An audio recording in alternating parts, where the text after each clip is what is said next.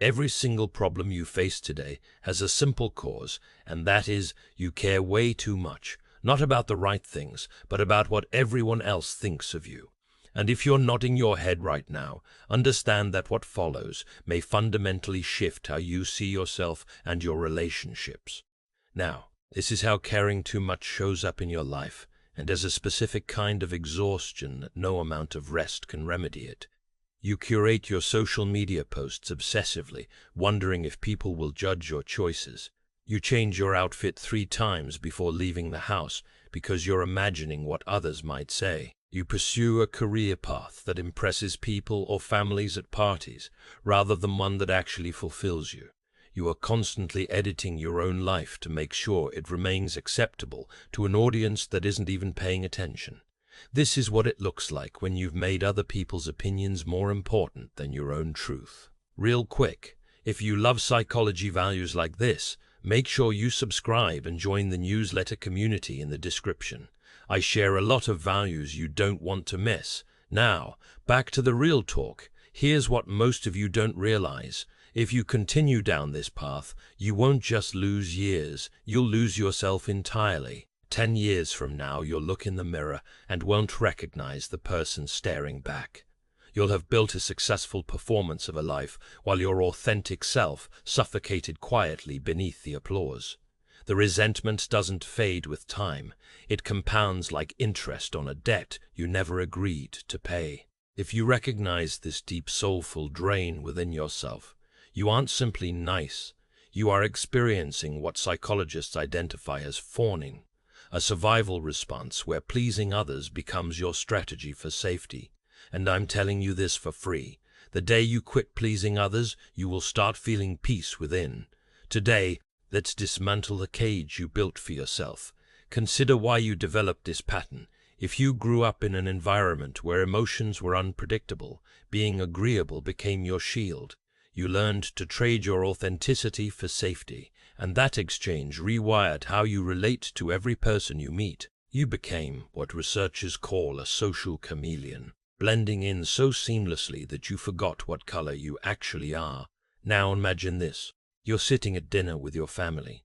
Your sister makes a comment that dismisses something you deeply care about. Everyone agrees and supports her.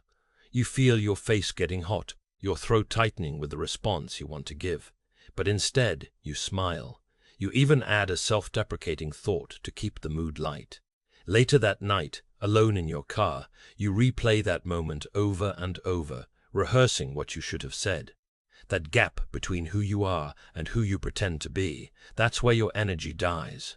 This leads us to an uncomfortable realization about how this pattern actually functions. When you live perpetually for others, you're operating from what psychologists call a covert contract. The internal logic works like this. I was there for you, so you should be there for me. But when they don't reciprocate, resentment floods in.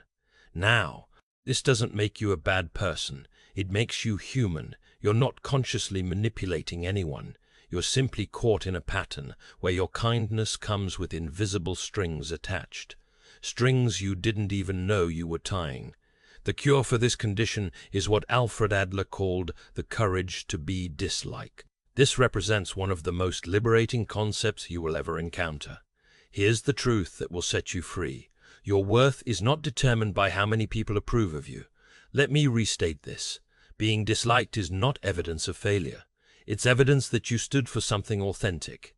It signals you possess boundaries. And when you're old enough to realize most people aren't worth your time, being disliked can be a blessing. So, how do you actually break this pattern? You begin with what I call disappointment exposure therapy. You must practice disappointing people in small, manageable ways. Say no to the dinner invitation you don't want to accept. Wear the outfit that feels like you. Speak your opinion even when the room falls silent. The first time you attempt this, your nervous system will respond dramatically. Your heart will race, guilt will flood through you. But then something remarkable occurs. The world continues.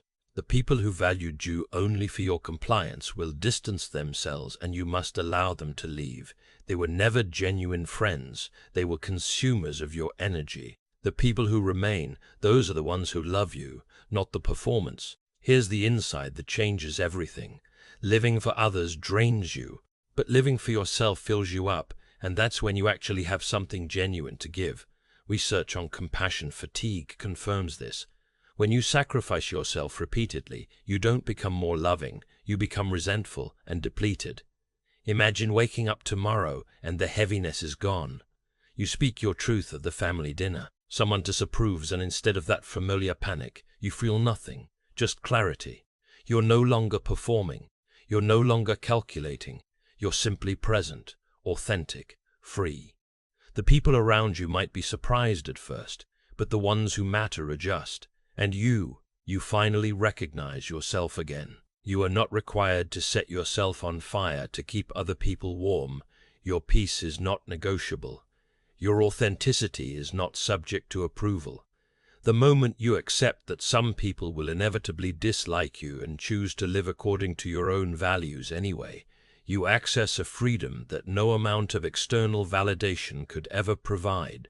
Before you go, if you love psychology values like this, make sure you subscribe and join the newsletter community in the description.